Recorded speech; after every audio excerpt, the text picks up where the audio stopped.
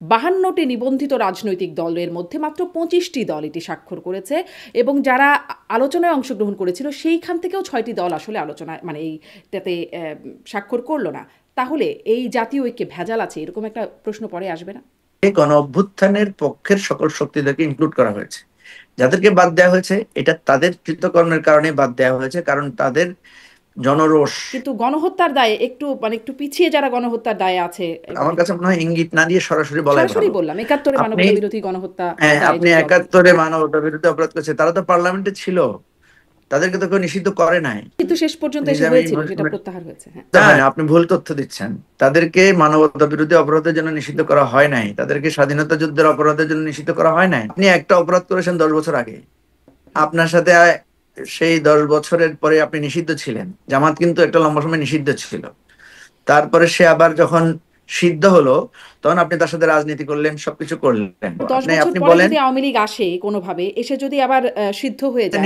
নিষিদ্ধকে challenge করেছে কেউ কোর্টে গিয়ে? আপনি করেন না কেন? আপনি একটা চ্যালেঞ্জ করেন, চ্যালেঞ্জ করুন। আদালতে নাকি এখন করেছে ভয় কেউ? পায়, ভাবে আইনজীবীরা বলেন সেই কথা একদম। আপনি আদালতের ভিতরে মানুষকে মেরেছেন, আপনি আদালত থেকে লোক তুলে নিয়ে গুম করেছেন, সে লোককে পাওয়া গেছে ইন্ডিয়ায়। তা আপনার এই জন্য তো ভয়। একটা লোককে দেখেছেন আপনার পরিচিত আওয়ামী লীগের লোক যে বলেছে যে ভুল হয়েছে? বলেন, একটা না। নাম বলেন। আপনি যাদের কথা বলছেন মঞ্চ না, না, না, 71, ওদের একদম কথা বলেন। অভ্যুত্থানে সম্মুখ সারিতে যারা নেতৃত্বে ছিলেন, এনসিপির নেতাদের কথা বলছি, তারা থাকলেন না। এমনকি আসিফ মাহমুদ, মাহফুজ আলম উপদেষ্টা দুজন যারা আসলে ওই অভ্যুত্থানের নেতৃত্ব হিসেবে এই সরকারের মধ্যে ছিলেন, তারাও ছিলেন না এটাতে। যার যার ইগো নিয়ে এসে পড়ে থাকুক, ইলেকশন কার দরকার? তাহলে সরকার কন্টিনিউ করুক, অসুবিধা কি? সমাধান এটাই যে এই সরকার কন্টিনিউ করুক। না কেন, ইলেকশন যদি না হয় তাহলে কি আপনি বসবেন ক্ষমতায়? সনদ জুলাই স্বাক্ষর হবার কথা থাকলেও আগস্ট সেপ্টেম্বর পেরিয়ে অবশেষে অক্টোবরে এসে স্বাক্ষর হলো এই সনদ, যাকে আল্লাহর রহমত আখ্যায়িত করে প্রধান উপদেষ্টা বলছেন সমস্ত জাতি, সমস্ত রাজনৈতিক নেতারা একসঙ্গে হয়ে স্বাক্ষর করেছেন এই সনদ। যদিও সংখ্যার বিবেচনায় দেখা যায় নিবন্ধিত 52টি দলের মধ্যে স্বাক্ষর করেছে অর্ধেকেরও কম 25টি দল। জুলাই অভ্যুত্থানে সম্মুখ নেতাদের দল এনসিপি বর্জন করেছে এই আয়োজন। জুলাই যোদ্ধাদের বাধার মুখে পড়লে তাদের পিটিয়ে তাড়িয়ে তবেই শুরু করা সম্ভব হয় এই আয়োজন, যাকে প্রধান উপদেষ্টা বলছেন বর্বরতা থেকে সভ্যতায় উত্তরণ। প্রধান উপদেষ্টার ভাষায় গা শিউরে ওঠা এই অবাক কাণ্ডে আসলে কি ঘটলো আর কি অর্জন হলো, এই আলোচনার কাছে নিশ্চয়ই শুরু করব জুলাই সনদ। সেই জুলাই সনদ যেটি জুলাই স্বাক্ষর হবার কথা ছিল, আচ্ছা সেটি জুলাই হলো না, আগস্ট, তারপর সেপ্টেম্বর গিয়ে অক্টোবরে অবশেষে স্বাক্ষর হলো। সেখানে যেটি দেখলাম যে এনসিপি সহ বাম দল, কতগুলো বাম দল, 6টি দল মোট স্বাক্ষর করলো না যারা আলোচনায় অংশ নিয়েছিল। তারপরে দেখলাম স্বাক্ষরের আগে জামাতও একটা গাইগুই করলো, বিএনপিও বলল যে স্বাক্ষর করব কিনা সেটি গণমাধ্যমকে অপেক্ষা করতে হবে পরের দিন পর্যন্ত, আগের দিন বললো এই কথা। সবারই মধ্যে একটা দ্বিধা, একটা দ্বন্দ্ব স্বাক্ষর করা নিয়েছিল। আপনারা কি সন্তুষ্ট হয়ে স্বাক্ষর করলেন? আপনারা স্বাক্ষর করেছেন, পুরোপুরি সন্তুষ্ট, প্রক্রিয়া সবকিছু নিয়ে সন্তুষ্ট হয়ে স্বাক্ষর করলেন? হ্যাঁ শারমিন, প্রথম কথা হচ্ছে আমরা আসলে কিসে স্বাক্ষর করলাম? আমরা কিন্তু একটা অঙ্গীকারে স্বাক্ষর করেছি, এবং সেই অঙ্গীকারটা হচ্ছে 7টা অঙ্গীকারে 7টা পয়েন্ট আছে। একটা কথা হচ্ছে যে এই জুলাই যে সনদটা আমরা তৈরি করেছি, এটা আমরা যদি ক্ষমতায় যাই বা পার্লামেন্টে যাই তাহলে আমরা এটা বাস্তবায়ন করব। দ্বিতীয় হচ্ছে যে এই জুলাই সনদের প্রত্যেকটা অঙ্গীকার আমরা রক্ষা করব, এবং এই জুলাই যে অভ্যুত্থানটা হয়েছে এই অভ্যুত্থানটাকে আমরা কখনো আইনগতভাবে চ্যালেঞ্জ করব না, এবং এই জুলাই অভ্যুত্থানে যারা আহত হয়েছেন, নিহত হয়েছেন, তাদের দেখভাল করা এবং তাদের দায় দায়িত্ব এবং তাদের যে বিচার, এই বিচার প্রক্রিয়া আমরা অবশ্যই এটা আমরা বিচার করব। এই ধরনের বেশ কয়েকটা তারপরে মানে অঙ্গীকার, আসলে এই অঙ্গীকার আমরা স্বাক্ষর করেছি। এখন প্রথম কথা হলো যে জুলাই সনদে যা যা আছে সেটার সাথে আমরা একমত কিনা। আমরা তো টোটাল জুলাই সনদে যে 84টা পয়েন্ট আছে, 84টা পয়েন্টের সাথে বেশিরভাগ ক্ষেত্রেই দেখা গেছে আমরা একমত হয়েছি। কিছু কিছু জায়গায় দেখা গেল বিএনপি নোট অফ ডিসেন্ট দিয়েছে, আরো 2-1টা দল আছে যারা বিএনপির দেখা দেখি তারাও নোট অফ ডিসেন্ট দিয়েছে। আর 5 দল যেটা আপনি, আর 4 দল যেটা বললেন যে বাম অনুরাগী 4টা দল, তারা কিছু কিছু জায়গায়, একটা বা 2টা জায়গায় তারা নোট ডিসেন্ট দিয়েছে। কারণ আমাদের আলোচনা ছিল যে এই নোট অফ ডিসেন্ট গুলো যারা দিয়েছেন সেইটার বাস্তবায়নটা কিভাবে হবে, এই নোট অফ ডিসেন্টটা কি কার্যকর থাকবে, নাকি এই নোট অফ ডিসেন্ট সহ আমরা পাশ করব। তো নোট অফ ডিসেন্ট যেখানে দেওয়া হয়েছে সেখানে বলা হয়েছে যে এটা স্ব দল তারা যদি ম্যান্ডেট পায় তাহলে তারা সেটার ব্যাপারে তাদের ওই নোট অফ ডিসেন্টটা কার্যকর হবে। আদার দেন যেটা স্বাক্ষর হয়েছে এটাই মানে প্রিভেইল করবে, এই ধরনের একটা কথা সেখানে বলা হয়েছে। আমরা চেষ্টা করেছিলাম বা এখনো আমাদের সেই দাবিটা আছে, আমরা যারা যারা নোট অফ ডিসেন্ট দিয়েছেন তাদেরকে বলছি যে ভাই আপনাদের নোট অফ ডিসেন্ট গুলো আপনারা প্রত্যাহার করে নেন। তা আমরা যেভাবে দেখি বিষয়টাকে যে জুলাই সনদ অ্যাজ এ হোল এটা একটা আমাদের অনেক কষ্টের অনেক ঐকমত্যের একটা দলিল, এবং এর বেশিরভাগ অংশের সাথে আমরা সবাই একমত হয়েই স্বাক্ষর করেছি এবং এটার একটা অঙ্গীকার করেছি যে এটাকে আমরা আগামী দিনের রাজনীতির একটা বিরাট মাইল ফলক হিসেবে আমরা দেখছি। তো সুতরাং এখানে আমরা মনে করি যে জিনিসটা আমরা এত কষ্ট করে তৈরি করেছি, যে জিনিসটার জন্য আমরা এত শ্রম দিয়েছি, সেই জিনিসটা বাস্তবায়নের অঙ্গীকারে আমি কেন স্বাক্ষর করব না, এটা হচ্ছে আমাদের চাওয়া। কিন্তু ওই আর যে দুই আপনি নাম্বার হচ্ছে বলছিলেন যে মানে আপনি বলছিলেন যে প্রত্যাহার যেন করে নেন নোট অফ ডিসেন্ট গুলো, আলোচনার তো এটা একটা জায়গা ছিল, এটা একটু ছোট্ট করে শুনবো কারণ এটা নিয়ে অনেক আলোচনা হয়েছে যে তারা যদি কিছুতে রাজি না হয় আপনারা কেন তাদেরকে অনুরোধও করবেন যে আপনারা রাজি হয়ে যান এই বিষয়ে, কেন করবেন? মানে এটা তাদের অধিকার যে তারা রাজি হবে না, তারা করবে না, তাদের রাষ্ট্র না না পরিচালনা নীতি এমনটা না। মানে মানে বিষয়টা হচ্ছে যেমন ধরেন আপনার অধিকার আছে, আপনি আমার একটা আমন্ত্রণ গ্রহণ করতেও পারেন নাও করতে হুম পারেন। না আমি আপনাকে আমন্ত্রণ জানাচ্ছি যে না আপনি আমার আমন্ত্রণটা গ্রহণ করেন। আমরা যেহেতু মনে করছি যে যে কয়েকটা জায়গায় যেমন ধরেন একটা বড় জায়গায় যেটা আমরা চেয়েছিলাম যে এটাতে যদি বিএনপি একমত হয়ে যায় তাহলে আমরা অন্যান্য জায়গাগুলোতে আমরা প্রয়োজনে আর ওনাদেরকে বেশি মানে অনুরোধ করব না। আমরা বলেছিলাম যে আপার হাউসে যে ভোটের পিয়ার, আপার হাউসে কিন্তু পিয়ারই হচ্ছে, হুম হ্যাঁ, কিন্তু বিএনপি যেটাকে সাপোর্ট করছে সেটা হচ্ছে সিটের ভিত্তিতে পিয়ার। আমরা বলছি এটাকে ভোটের ভিত্তিতে পিয়ারটা বিএনপি যদি কনসিডার করে তাইলে আমাদের অন্যান্য জায়গাগুলো এগুলো তো একটা চলমান প্রক্রিয়া আকারে আমরা দেখব, ঠিক আছে। তো আমরা খুব কিছুটা হতাশ হয়েছি যে আমরা আশাবাদী ছিলাম যে বিএনপি একটা পর্যায়ে গিয়ে এটা হয়তো তারা মেনে নেবে, হুম। তো এটা তারা মানেন নাই। এটা এখনো আমরা এই জন্য আমরা বলতেই থাকবো, ওনারাও যদি না মানেন এটা আমি মনে করি যে এটা একটা আমাদের রাজনৈতিক কমিটমেন্ট। কারণ আপার হাউস যদি মানে ভোটের ভিত্তিতে পিয়ার না হয় তাহলে আপার হাউসটা অ্যাকচুয়ালি এই আর কোনো আপার হাউস লোয়ার কার্যকারিতা হাউস থাকে মানে না। আলোচনাগুলো আপনারা করছেন, খুব গুরুত্ব সহকারে করছেন, দীর্ঘদিন ধরে করছেন, সাধারণ মানুষের মাথার উপর দিয়ে যাচ্ছে অনেক ক্ষেত্রে। আমি একটু এটাও ছোট করে, কারণ এটাও আসলে আপনারা বলেন সবসময় আলোচনা, ছোট করে যদি বলেন এই আপার হাউস লোয়ার হাউস এটা কি এই যে নির্বাচন 26-এ হতে যাচ্ছে ফেব্রুয়ারিতে, সে তখন বাস্তবায়ন হবে না কবে বাস্তবায়ন হবে এটি? না এটা তো তখনই বাস্তবায়ন হবে, কারণ যেহেতু জুলাই সনদ আমরা গ্রহণ করে ফেলেছি, স্বাক্ষরও করে ফেলেছি এবং এটা গণভোটে দেওয়ার ব্যাপারেও আমরা একমত হয়েছি, তাহলে গণভোটে দেওয়া মানে হচ্ছে জনগণও এটাকে অ্যাপ্রুভ করলো।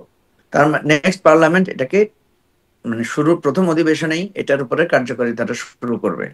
তো আপার হাউস লোয়ার হাউস বলতে যেটা আপনি যেটা বললেন যে আমি মনে করি যে এটা এখানে আবার নতুন করে বলার হুম প্রসঙ্গ না। আমাদের পার্লামেন্ট হচ্ছে এক কক্ষ বিশিষ্ট, হ্যাঁ, 300 আসন আছে আপনি জানেন, 50টা আসন হচ্ছে আমাদের নারীদের জন্য সংরক্ষিত। তো পৃথিবীর বিভিন্ন উন্নত দেশ বিশেষ করে গ্রেট ব্রিটেন, আমেরিকা, তারপর আরো বিভিন্ন দেশে যেটা থাকে সেখানে দুইটা হাউস থাকে পার্লামেন্টের, হ্যাঁ, কোথাও সেটাকে সিনেট হিসেবে বলা হয়, কোথাও লোয়ার চেম্বার আপার চেম্বার বলা হয়, এই নানাভাবে এটাকে মানে চিহ্নিত করা হয়। তো আপার চেম্বার যেটা থাকে মানে আপার হাউস যেটা থাকে সেটার কিন্তু অ্যাকচুয়ালি ওই অর্থে আইন প্রণয়নের ক্ষমতা থাকে না, বা যে কোনো বিষয়ে তাদের ক্ষমতাটা হচ্ছে সীমিত, কিন্তু তারা হচ্ছে এক ধরনের অভিভাবক হিসেবে ভূমিকা রাখেন। আর এরা নির্বাচিত হন না, এরা পরোক্ষভাবে নির্বাচিত হন। তো পরোক্ষভাবে নির্বাচিত কেন হন? কারণ এদের বেশিরভাগ অংশটাই থাকে, এরা অরাজনৈতিক লোক হন, এরা বেশিরভাগই আমাদের সিভিল সোসাইটি বা বিভিন্ন বিষয়ের এক্সপার্ট লোকেরা থাকেন, যারা আমাদের যে নিম্ন কক্ষে যে আইনগুলো পাশ হবে এই আইনগুলোর ব্যাপারে তারা নিজেদের মধ্যে আলোচনা করবেন, তারা সেখানে মতামত দেবেন।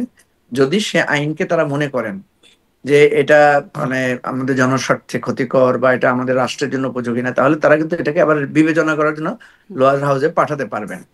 এটা হচ্ছে জাস্ট হচ্ছে একটা অভিভাবক সুলভ ভূমিকাটা তারা রাখবেন এবং এখানে তারা এক ধরনের নিরপেক্ষ ভূমিকা রাখবেন। তো এটা অনেক লম্বা। জি, আমি অনেক জানেন লম্বা যে আলোচনা। মানে আমি এটাই বলতে আপার চাচ্ছিলাম যে হাউসের অনেকেরই মাথার উপর দিয়ে যাচ্ছে। আপনারা হয়তো জনগণকে বোঝাবেন, বোঝানোর পরে একটা গণভোট হবে। মানে সেটা কবে বোঝাবেন সেটা নিয়েও অনেক প্রশ্ন আছে এবং তারপর কবে গণভোট সেটা নিয়ে ঐকমত্য নাই। কিন্তু আমি একটু আজকের আলোচনার জায়গাটিতে একটু বিশেষ করে আসতে চাই যে এই যে একটা সনদ, জুলাই সনদ, জাতীয় ঐক্যের সনদ বলছেন মাননীয় প্রধান উপদেষ্টা, তিনি বলছেন আল্লাহ একটি আমাদের বিশেষ দিন দিয়েছেন, বিশেষ ক্ষণ দিয়েছেন, যেটির কথা মনে করলে তার গা শিউরে উঠছে। যেই দিনে সমস্ত জাতি, সমস্ত রাজনৈতিক নেতা একসাথে হয়ে জুলাই সনদ স্বাক্ষর করছে। মানে সমস্ত জাতি একসাথে হলো কিনা এটা তো একটা ভেগ টার্ম, কিন্তু সমস্ত রাজনৈতিক দলগুলোই বা আসলে কোথায় একমত হলো। আমি যদি বলি এই অর্থে যে দেখা যাচ্ছে যে ওই যে 84টা প্রস্তাব, জুলাই সনদের যে একটা ভার্সন আমরা দেখতে পাচ্ছি, কতগুলো দল ঐক্যমত হয়েছে, কতগুলো হয়নি, সংখ্যাতাত্ত্বিক একটা ব্যাপার আছে দেখছিলাম। সেই সংখ্যাতত্ত্ব বিশ্লেষণ করে ভবিষ্যতে যখন পাঠ্যপুস্তকে বা জাদুঘরে থাকবে, সেগুলো যখন বিশ্লেষণ হবে, তখন কি এটা আসবে না যে আসলে 52টি নিবন্ধিত রাজনৈতিক দলের মধ্যে মাত্র 25টি দল এটি স্বাক্ষর করেছে, এবং যারা আলোচনায় অংশগ্রহণ করেছিল সেইখান থেকেও 6টি দল আসলে আলোচনায় মানে এইটাতে স্বাক্ষর করলো না। তাহলে এই জাতীয় ঐক্যে ভেজাল আছে, এরকম একটা প্রশ্ন পরে আসবে না? হ্যাঁ, এই প্রশ্নটা যাতে আসলেও এটা যাতে মানে এন্টারটেইন না হয়, সেই জন্যই কিন্তু আমাদের এখানে গণভোটের প্রসঙ্গটা এসেছে। কারণ আমি আপনাকে বলি, আমরা যে 30টা দল এখানে আলোচনা করলাম, আহ, একটা সময় তো প্রশ্ন আসতে পারে যে এই 30টা দলের বাইরেও তো দল আছে। একটা প্রশ্ন আসতে পারে, ধরেন আপনি 55টা 56টা দল নিবন্ধিত আছে, দলের বাইরেও কি লোক নাই? দলের বাইরেও তো লোক আছে। আপনি বাংলাদেশের নাগরিক, আপনি তো কোনো দল করেন না, তাই না? তা আপনিও তো বলতে পারেন যে আমার মতামতটা কোথায়। তো এখানে কয়েকটা ভাবে আমরা জনমতের, মানুষের মতামত নেওয়ার চেষ্টা করা হয়েছে। আপনি জানেন যে কমিশনগুলো যখন কাজ করেছে, তারা পাবলিকলি ওপিনিয়ন সিক করেছে, পাবলিকলি ওপিনিয়ন দেওয়ার জন্য বলেছে। এবং যখন আবার তারা বিভিন্ন প্রস্তাব দিয়েছে, সেখানেও তারা এক ধরনের জরিপ, এক ধরনের মতামত গ্রহণ করেছে, ওয়েবসাইটে সরাসরি মানুষকে ইনভলভ করেছে। এখন আপনি হয়তো বলতে পারেন যে ওয়েবসাইট, তারপরে জরিপে কত পার্সেন্ট লোক অংশগ্রহণ করে।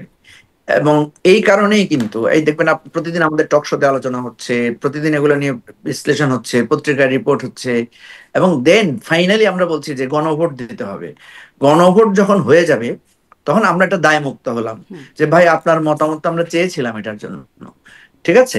তখন ধরেন গণভোটে যদি, সাধারণত গণভোটে যদি 100 ভাগ লোক উপস্থিত না হয়, 20 ভাগ লোক না হয়, যে উপস্থিত হয় না, এটার দায় তো আর আমাদের মধ্যে থাকে না, মানে জন রাষ্ট্রের উপর আর থাকে না। সে মনে করে যে না, আমি তো আপনাকে আহ্বান করেছিলাম, আপনার ক্ষমতা ছিল, আপনি আপনি হয়তো আপনি সে ক্ষমতাটা প্রয়োগ করেন না, এখানে তো আর কিছু বলার নাই।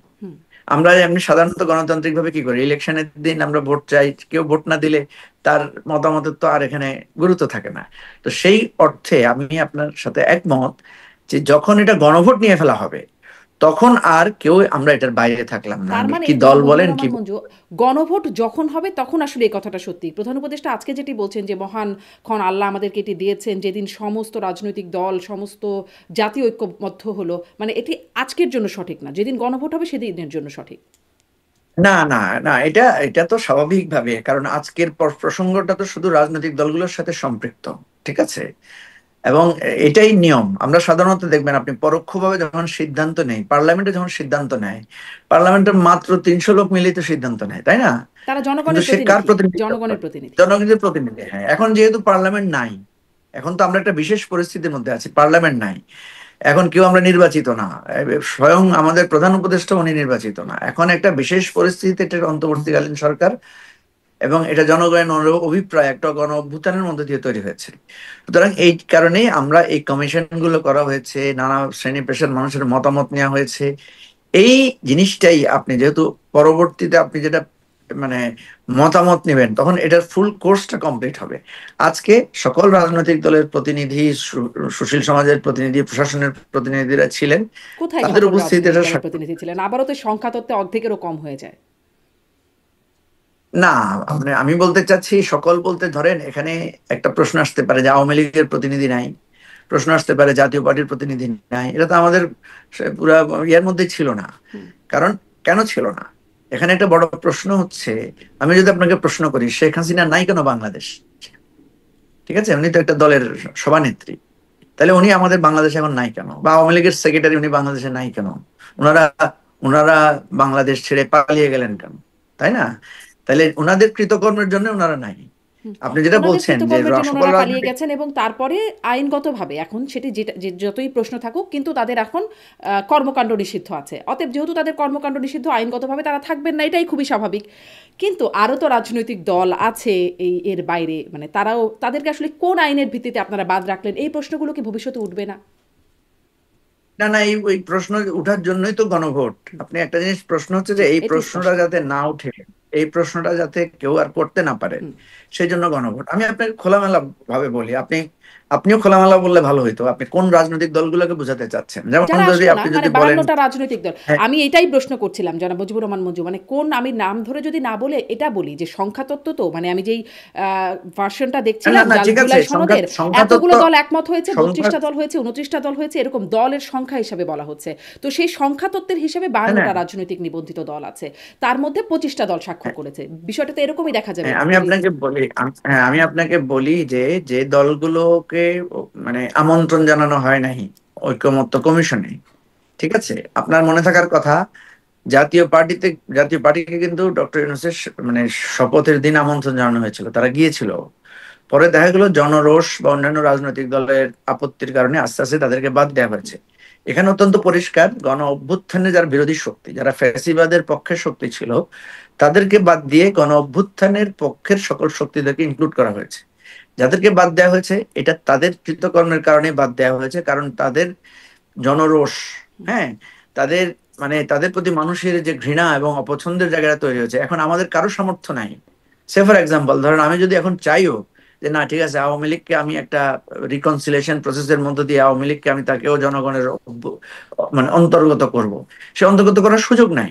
কারণ আপনি দেখেছেন যে একটা গণ অভ্যুত্থান অনিবার্য হয়েছিল, এবং সে অনিবার্য গণ অভ্যুত্থানের পরিণতিতে মানে তারা দেশ ছেড়ে পালিয়েছে।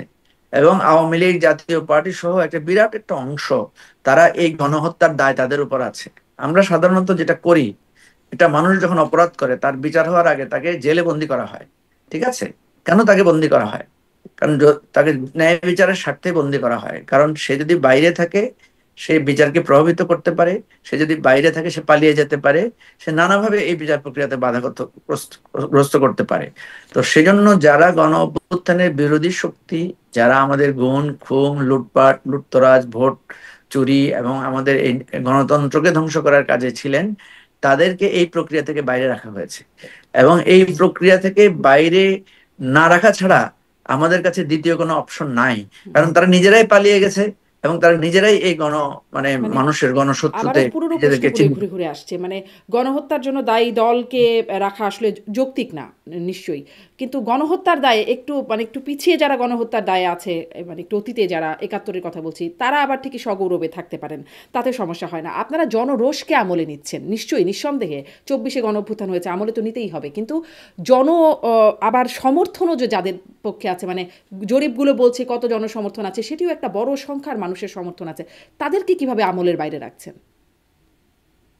না, আমলের বাইরে রাখছি না তো, আপনি বারবার একই কথাই বলছেন। আমলের বাইরে তো আমরা রাখছি না, আমরা প্র্যাকটিক্যাল প্রবলেমটা বুঝেন। এই যে আপনি এখন ইঙ্গিত দিয়ে বললেন না গণহত্যা, আমার কাছে মনে হয় ইঙ্গিত না দিয়ে সরাসরি বলাই সরাসরি ভালো। বললাম, 71-এ আপনি, মানবতা বিরোধী গণহত্যা হ্যাঁ, আপনি দায়ের দলটি। 71-এ মানবতা বিরুদ্ধে অপরাধ করেছে, তারা তো পার্লামেন্টে ছিল, তাদেরকে তো কেউ নিষিদ্ধ করে নাই। হুম। পার্লামেন্টে শেখ হাসিনা, নিষিদ্ধ শেষ পর্যন্ত এসে নিজামী, হয়েছিল, সেটা প্রত্যাহার হয়েছে, হ্যাঁ। হ্যাঁ, নিষিদ্ধ হয় না, আপনি ভুল তথ্য দিচ্ছেন। তাদেরকে মানবতা বিরোধী অপরাধের জন্য নিষিদ্ধ করা হয় নাই, তাদেরকে স্বাধীনতা যুদ্ধের অপরাধের জন্য নিষিদ্ধ করা হয় নাই। তাদেরকে একটা ঠুনকো অজুহাত দিয়ে একটা মানে আইনি প্রক্রিয়া ছাড়া নিষিদ্ধ করা হুম। হয়েছে। অথচ তাদের সাথে একসাথে আন্দোলনও করা হয়েছে, তাদের সাথে একসাথে পার্লামেন্টও বসা হয়েছে, তাদের সাথে সব কাজ করা হয়েছে। সুতরাং দায়টা আপনি এই সরকারকে কেন দিচ্ছেন? এই সরকারকে যে দিচ্ছি আপনি না, মানে যারা, এটি হ্যাঁ, বলছি যে গণহত্যার দায়ে যদি তারা তাদের থাকে, তারা যদি থাকতে পারে, মানে তাদের প্রতি আর জনরোষটা থাকে না, এটি।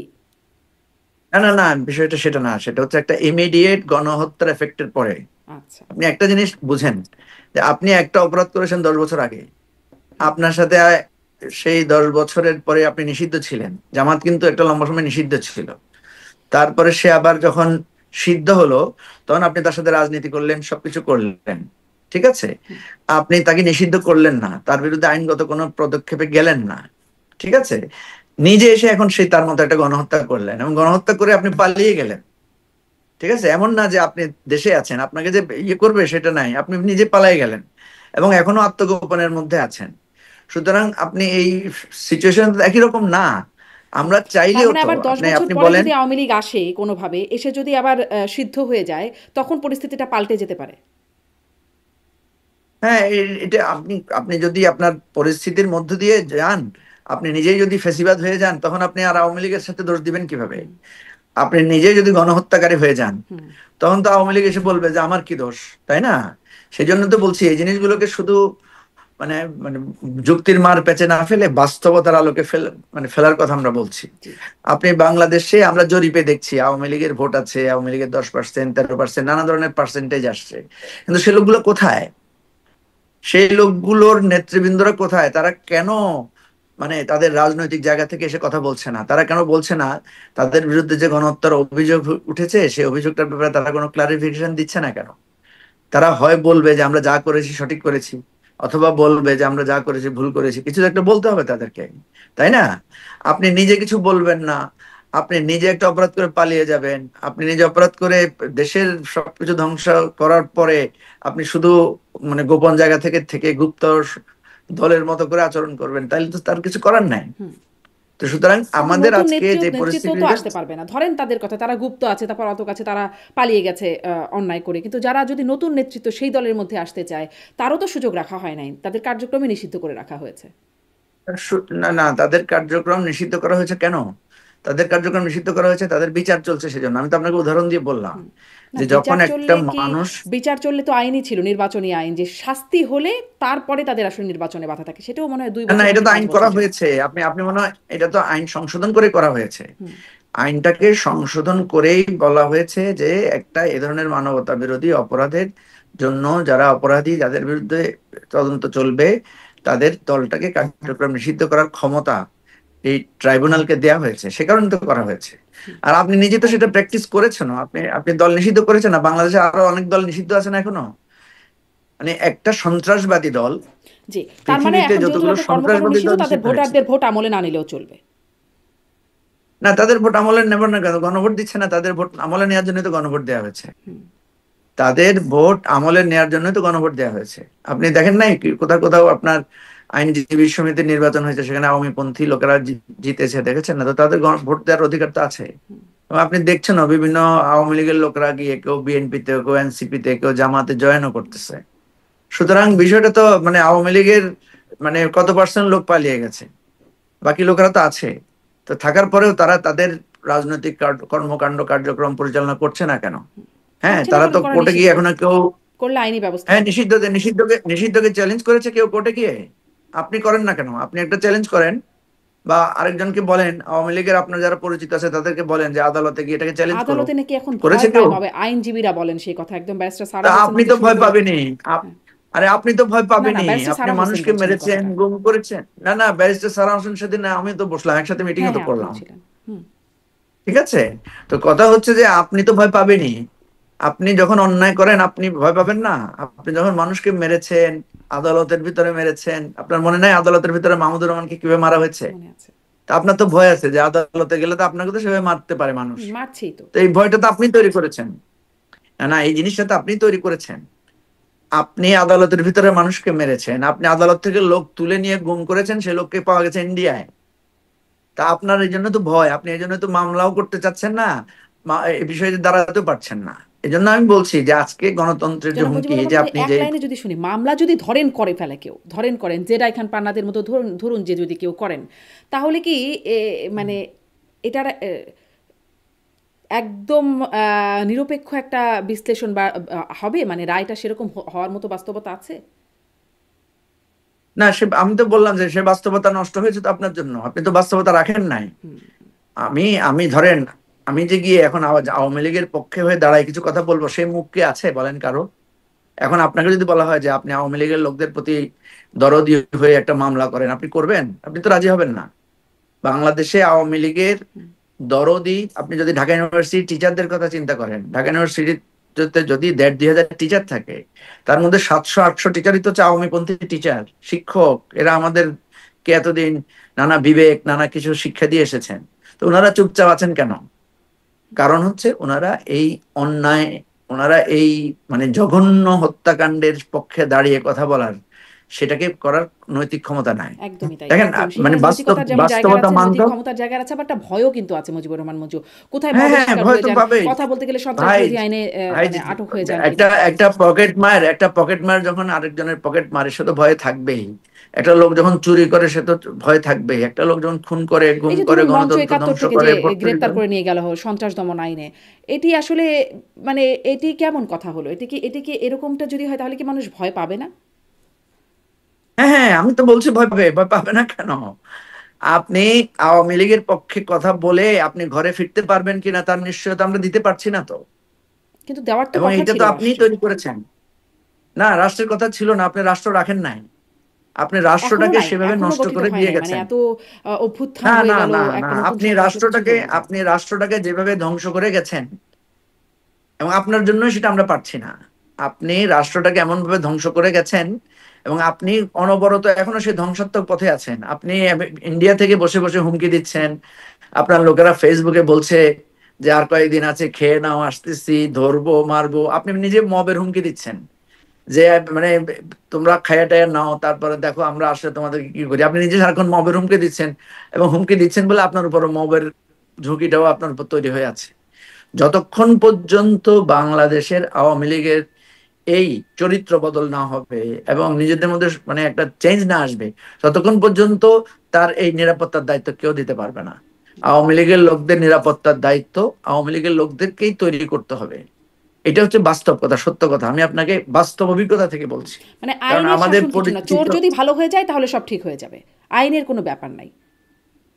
না আইনের ব্যাপার আছে তো মানে অবশ্যই, আইনের আইনের প্রোটেকশন ব্যাপার আছে যে কোথায়? আইন আপনি মানবে। বলছেন আওয়ামী লীগ ভালো হলে তাহলে সব ঠিক হবে, মানে আওয়ামী লীগ ভালো হবে না, ধরুন না আওয়ামী লীগ একটা চোর দল, আইনের ডাকাত প্রোটেকশন দল। আছে তো। আপনি তো আইনের প্রোটেকশন নিচ্ছেন না তো ভাই। আপনি ইন্ডিয়া যাই বসে রয়েছেন, আপনার বিরুদ্ধে মামলা হয়েছে, আপনি আইনের প্রোটেকশন কিন্তু নেবেন যারা না? এসে দেশে, আমি আত্মসমর্পণ বলছি না করবেন না? মঞ্চ ৭১, তাদেরকে গ্রেপ্তার না করে না নিয়ে না, আসলে কি হবে? আপনি মঞ্চ ৭১কে আর হাসিনাকে আলাদা করছেন কেন? আমি তো আলাদা করছি না। আপনি মঞ্চ ৭১ আর হাসিনাকে আলাদা করতে পারবেন না তো। কারণ মঞ্চ ৭১-এ যিনি এসেছিলেন উনি আওয়ামী লীগের সময় বিনা ভোটে নির্বাচিত ছিলেন, বহিষ্কৃত মানে হয়েছিলেন, চোরের নাম্বার ওয়ান ছিলেন। হ্যাঁ বহিষ্কৃতও হয়েছেন। হ্যাঁ, বহিষ্কৃত তো হয়েছেন, কোনো সমস্যা নাই, কিন্তু চুরির দায়ে বহিষ্কার হয়েছেন। আপনাকে আরো একবার মানে চুরির দায়ে বন্দী করা দরকার। শুনেন, মানে এই সমস্ত কায়দা কানুন করে কথা বলে তো লাভ নাই। বাস্তবতা হচ্ছে আপনি নিজের গর্ত করেছেন, সেই গর্তে এখন আপনি হাবুডুবু খাচ্ছেন। এটা থেকে বাঁচানোর, আপনাকেই বাঁচার পথ তৈরি করতে হবে। আপনাকে বাঁচানোর আমরা কিছু করতে পারবো না, হুম। কারণ আপনি আমাদের সেই মুখটা রাখেন নাই। আমরা আপনাকে বলেছিলাম যে এইভাবে মাইরেন না, আমরা আপনাকে আচ্ছা, বলছিলাম ভোট স্পষ্ট মানে চুরি করেন আওয়ামী না। লীগ ভালো হলে আমরা তবেই একটা আপনাকে সঠিক আমরা আপনাকে জায়গায় আসা সম্ভব। আমরা আপনাকে বলছিলাম যে দেখেন, পৃথিবীতে সব জায়গায় রিকনসিলিয়েশনটা এভাবেই হয়। যিনি অন্যায় করেন, আপনি দেখেন না আমাদের দেশে সালিশ হয়, একটা লোক ভুল করে, অন্যায় করে, সে স্বীকার করে, তাকে কিছু শাস্তি দেওয়া হয়, তারপর কিছু জরিমানা করা হয়, তারপর তাকে মওকুফ করা হয়। আওয়ামী লীগকে শাস্তি পেতে হবে। যারা নিরপরাধ আছে তারা বলতে হবে যে আমি নিরপরাধ, এই কারণে যুক্তি দিবে। তারপর একটা রিকনসিলিয়েশন প্রসেস আগাবে। একটা লোককে দেখেছেন আপনার পরিচিত আওয়ামী লীগের লোক যে বলেছে যে ভুল হয়েছে?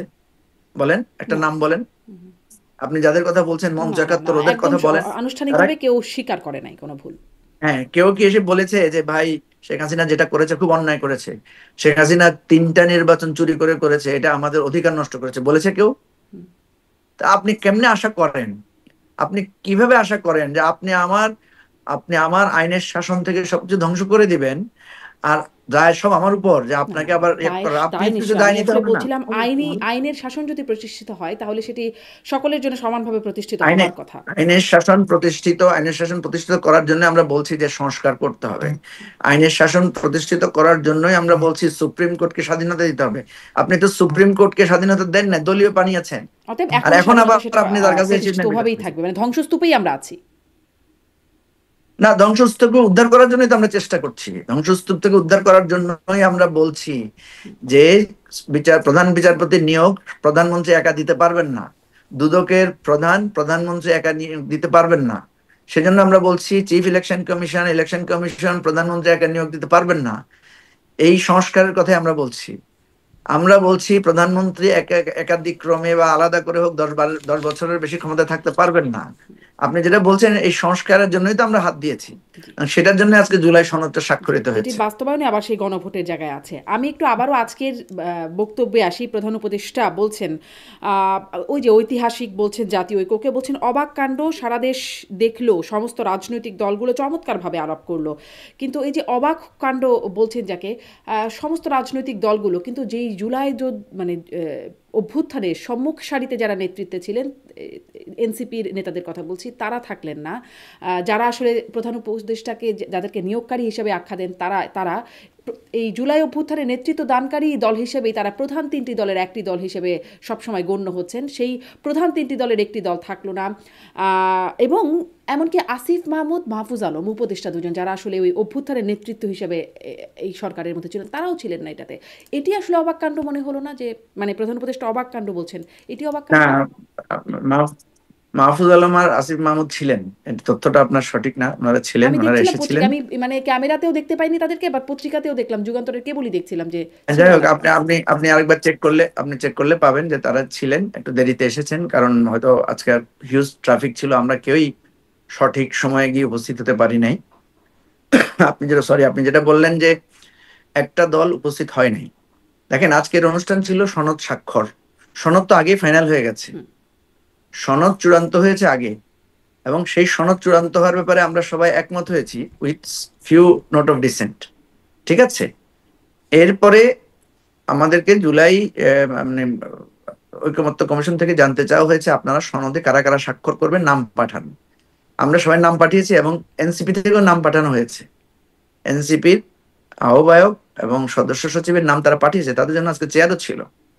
তাহলে আজকে হঠাৎ করে তাদের যে অনুপস্থিতি, ধরে নিলাম যে মাঝখানে হয়তো কোনো কিছু তাদের নতুন করে দেখা দিয়েছে বলে তারা, এটা তাদের অধিকার আছে। ঠিক আছে, আমি যদি অধিকারের জায়গা থেকে দেখি যে আমি সনদ একমত হয়েছি, সনদ স্বাক্ষরের জন্য নামও পাঠিয়েছি, এরপরও কবে সনদের দিন পাঠালেন আমি আসলে উপস্থিত সনদ হইনি। স্বাক্ষরের জন্য নাম? কারণ আমরা গতকাল বা তার আগের দিন তখনও জানছি যে এনসিপি স্বাক্ষর করবে না, তারা জানিয়ে দিচ্ছে গণমাধ্যমে।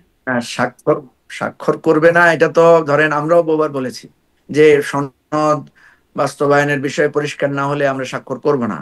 সনদ বাস্তবায়নের বিষয়ে তো আমাদের মধ্যে আলোচনা হয়েছে, আলোচনায় আমরা ফিক্স করেছি কয়েকটা পদ্ধতি, এবং সেই পদ্ধতিতে যখন আমরা একমত হতে পারি নাই, তখন আমরা বলেছি যে এটা এখন সরকারের হাতে, সরকার একটা সিদ্ধান্ত দিলেই হবে।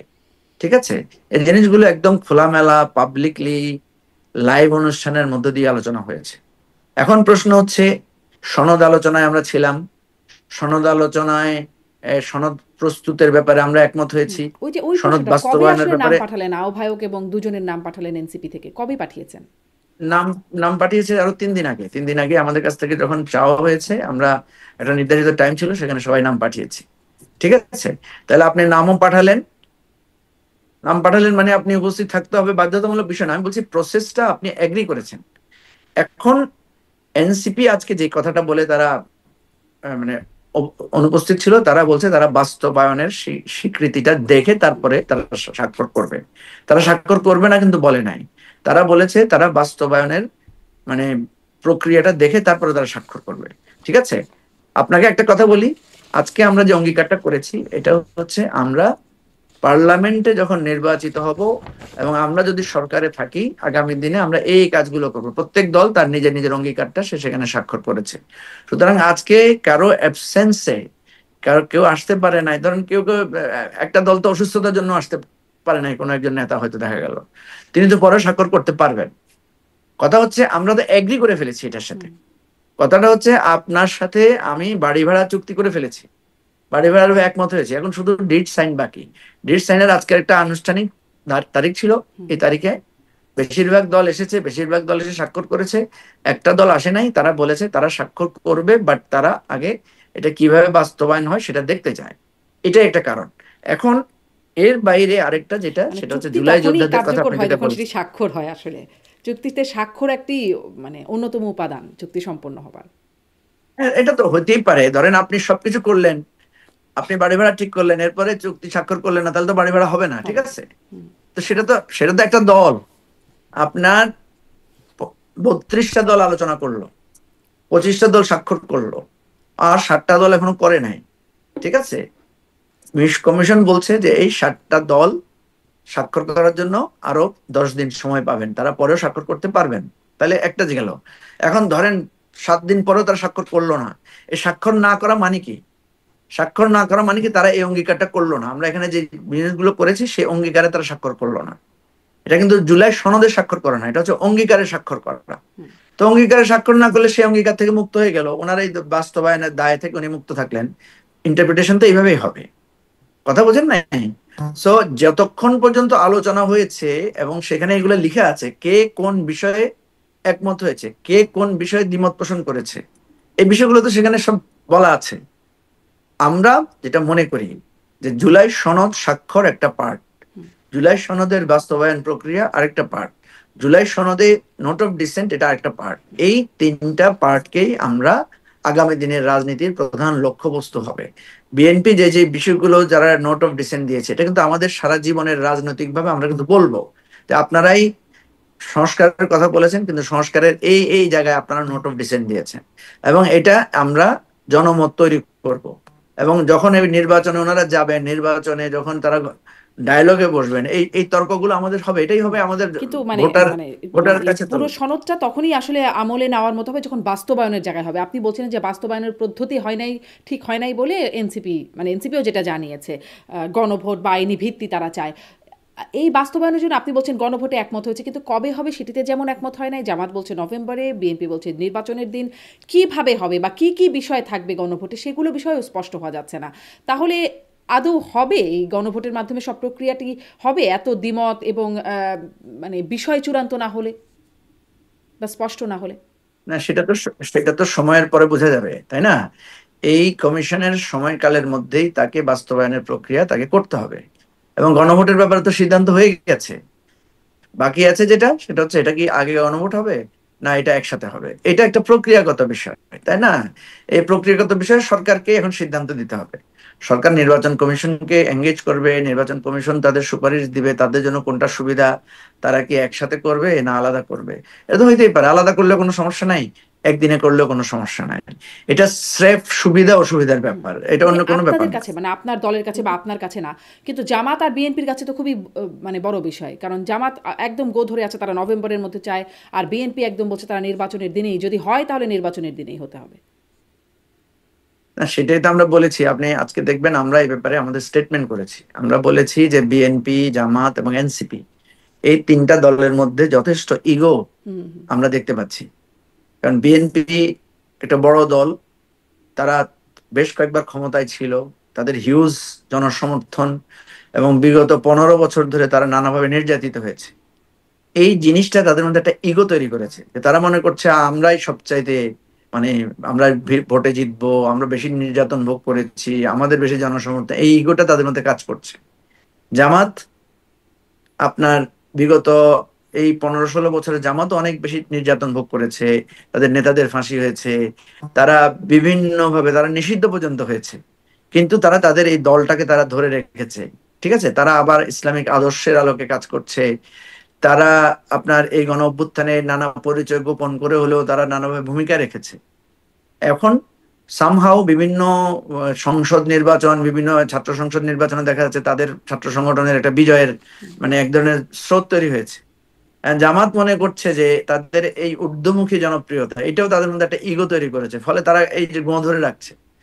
ঠিক তেমনি ভাবে আপনার এনসিপি কেও দেখা যাচ্ছে তারা নিজেদেরকে এই গণ অভ্যুত্থানের প্রধান নেতৃত্ব দানকারী যে ফিগার গুলো আছে সেগুলোই হচ্ছে আমাদের এনসিপির প্রধান নেতৃত্বে। এবং তারা মনে করছে যে তাদের, বা মনে করে না, আমি মনে হচ্ছে এটা বাস্তব, তাদের আহ্বানেই কিন্তু সারা দেশ সাড়া দিয়েছে, জাতি সাড়া দিয়েছে। সুতরাং এটাও তাদের মধ্যে একটা ইগো আকারে কাজ করছে। এই 3 ইগোর মাঝখানে আছে সরকার, এবং সরকার কিন্তু এই 3টা দলকে গুরুত্বপূর্ণ দল আকারে বিবেচনাও করছে। আমেরিকায় যাওয়ার সময় তাদেরকে সাথে করে নিয়ে গেছে। সেজন্য আমরা বলছি এই 3 দলের ইগো এবং সরকারের সমাধানের মধ্যেই রয়েছে আমাদের এই সবকিছু মোটামুটি সমাধান। আমরা তো স্বাক্ষর করে ফেলেছি, এখন সরকারকে এই 3 দলের ইগো কমিয়ে একটা সমাধানে পৌঁছতে হবে। সমাধানে না পৌঁছলে জনগণ বিচার করবে, জনগণ দেখবে যে কার ইগোর কারণে কি সমস্যা হচ্ছে। ঠিক আছে, এখন ধরেন সরকার যদি সিদ্ধান্ত দেয় যে ঠিক আছে নভেম্বরে গণভোট হবে, বিএনপি এটার বিরোধিতা করবে, মানুষ তখন দেখবে যে বিএনপি এটাকে অন্যায়ভাবে বিরোধিতা করছে। আবার সরকার যদি সিদ্ধান্ত নেয় যে না একই সাথে ভোট হবে, কারণ আমাদের এই সুবিধার কারণে আমরা একসাথে করব, তখন যদি জামাত কোনো প্রতিবন্ধকতা সৃষ্টি করে, তখন জনগণ চিন্তা করবে যে ঘটনা কি, আপনার গণভোট তো হচ্ছে, আপনার প্রতিবন্ধকতা করছেন কেন? সুতরাং এটাকে আমরা একটা রাজনৈতিক সমর্থন এবং মানুষের বিচার বিশ্লেষণের জায়গায় আমরা রাখতে চাই। আমরা অনুরোধ করছি বারবার যে আপনারা তিনটা দল, আপনাদের যথেষ্ট এক একজনের এক এক দিক থেকে অনেক অবদান আছে, আপনারা ইগোটা ত্যাগ করেন। আমরা অনেক সমাধানের কাছাকাছি চলে আসছি, একদম তীরের কাছাকাছি আসছে। সুতরাং এটাও আমি মনে করি সরকার চাইলে এটা সমাধান করা সম্ভব। সরকার চাইলে সমাধান, কিন্তু ইগো যদি না কাটে তাহলে সমাধান হয়েও আবার শেষ পর্যন্ত ওই যে তৈরি হয়তো ডুববে। ইগো না কাটলে সমাধান আছে তো। শেখ হাসিনার ইগো কাটে নাই, সমাধান হয়েছে না। সুতরাং ইগো না কাটলে সমাধানও আছে। ধরেন যার যার গো ধরে বসে থাকলে তাহলে কি হবে? ইগো না থাকলে জনগণ ফয়সালা করবে, জনগণ আবার নেমে আসবে, গণ অভ্যুত্থান হবে। গণ অভ্যুত্থান তো শুধু শেখ হাসিনার বিরুদ্ধে হবে বিষয়টা তো এমন কোনো কোথায় লেখা নাই। জনগণ যখন দেখবে যে তোমাদের ইগোর কারণে, দেখেন শেখ হাসিনা তার ইগোর কারণেই কিন্তু সে একের পর এক ভুল করেছে এবং সেই ভুলের মাসুল তাকে খুব চড়াভাবে দিতে হয়েছে।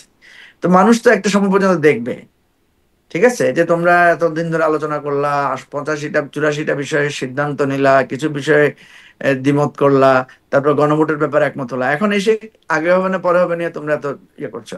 তখন সেটাকে, এবং সরকার যদি একটা সিদ্ধান্ত দিয়ে দেয়, এরপরে যদি কেউ না মানে, তখন জনগণই সেটা ফয়সালা করবে। আমরা তো জনগণকে বলেছি যে আপনারা এই বিষয়গুলো অবজার্ভ করেন। এবং আমি যুক্ত হচ্ছে যারা মুজিবুর রহমান মঞ্জু, ওই যে তাওয়া গরমের বিষয়টা, জামাত আবার তাওয়াও গরম করছে এখন, মানে গরম হতে হতে সেই গরম চুলায় গিয়ে কি অবস্থায় গিয়ে পড়বে সেটা তো একটা চিন্তার বিষয়ই বটে বলে মনে হয়। তার মানে আবারও একটা অস্থিরতা, আবারও একটা গণঅভ্যুত্থানের শঙ্কা আমাদের মানে মনে রাখতেই হবে।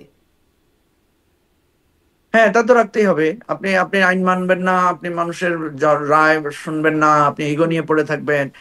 আপনি কত বড় লোক ছিলেন, কত মানুষের ছিল, আমরা বিশাল বিশাল জনসভা জামাত বিএনপি করেছে না, তো বড় বড় জনসভা করে কি তারা সরকারকে হটাতে পেরেছে? পারে নাই তো। সুতরাং এগুলো কি মানুষ ভুলে গেছে এত তাড়াতাড়ি? ভুলে যায়নি। তার মানে কি নির্বাচনটা ফেব্রুয়ারিতেই হবে বারবার বললেও প্রশ্নবোধক রয়ে যাচ্ছে? মানে আবারও যদি গণঅভ্যুত্থানের সংখ্যা থাকে, ইগো না হলে, আবারও যদি অস্থিরতার সংখ্যা থাকে, তাহলে কি নির্বাচনটা আসলেই প্রশ্ন রয়েই গেছে এখনো? হ্যাঁ, নির্বাচন তো প্রশ্নবিদ্ধ হচ্ছে ওনাদের এই ইগো সংকটের কারণে। ওনারা যদি নির্বাচন চান তাহলে ইগো কমিয়ে ইলেকশনে চলে যাবেন, তারা একটা সিদ্ধান্তে পৌঁছে যাবেন। এখন তো আমরা খুব কাছাকাছি চলে আসছি। এখন হচ্ছে গণভোটটা কবে হবে, নভেম্বরে হবে না একসাথে হবে, বাস এটা একটা ফয়সালা হয়ে গেল তো হয়ে গেল। আরেকটা হচ্ছে বাস্তবায়নের প্রক্রিয়া কি, এটা কি আদেশের মাধ্যমে হবে না অধ্যাদেশের মাধ্যমে হবে, ব্যাস এটা একটা সেটেল করে ফেললেই তো হয়ে গেল। তারপরে পার্লামেন্ট ইলেকশন শুনতে তো খুব সহজ মনে হচ্ছে, কিন্তু এখানে এসে আটকে যাচ্ছে এত রাজনৈতিক দলগুলো, এত দিনের আলোচনায় শেষ হচ্ছে না। অতএব খুব যে সহজ তা আসলে মনে হচ্ছে না। কিন্তু আবার এনসিপি বলে রেখেছে এই জুলাই সনদের ভিত্তিতেই নির্বাচনে যেতে হবে, এবং আর সাথে আরো যুক্ত হয়েছে একটা শাপলার ঘাপলা, যদি শাপলা না পায় তাহলে নাকি নির্বাচনে যাবে না।